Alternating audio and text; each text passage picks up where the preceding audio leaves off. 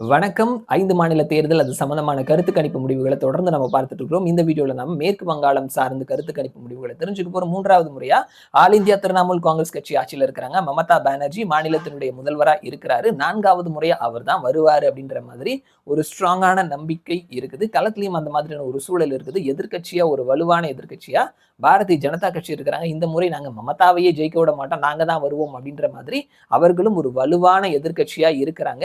So கருத்து கணிப்பு முடிவுகளும் மாறி மாறி வந்துட்டு இருக்குது. ஸோ இந்த வீடியோல நாம ஜன்மாத் போல்ஸ் அவர்கள் தேர்தலுக்கு முந்தைய கருத்து கணிப்பு முடிவை வெளியிட்டிருக்கிறாங்க.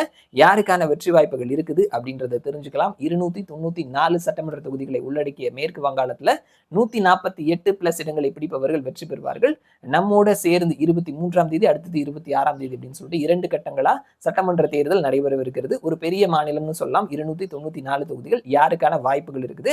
ஜன்மாத் போல்ஸினுடைய தேர்தலுக்கு முந்தைய கருத்து கணிப்பு முடிவுகளை தெரிஞ்சுக்கலாம். திரிணாமுல் காங்கிரஸ் 183 186, பிஜேபி 99 102. மற்றவர்களுக்கு வாய்ப்பு இல்லை அப்படின்னு சொல்லிட்டாங்க. ஸோ ஆப்வியஸ்லி நம்ம பார்க்கும் பொழுது திரிணாமுல் காங்கிரஸ் மினிமம் சீட் பிடித்தா கூட அவங்க மெஜாரிட்டியை கிராஸ் பண்ணி ரொம்ப தூரம் போயிட்டாங்க. 183 186 திரிணாமுல் காங்கிரஸ் கட்சியினுடைய ஆட்சியை தொடர்வதற்கான வாய்ப்புகள் இருக்குது அப்படின்னு சொல்லிட்டு ஜன்மாத் போல்ஸ் தேர்தலுக்கு முந்தைய கருத்து கணிப்பு முடிவா சொல்லியிருக்கிறாங்க.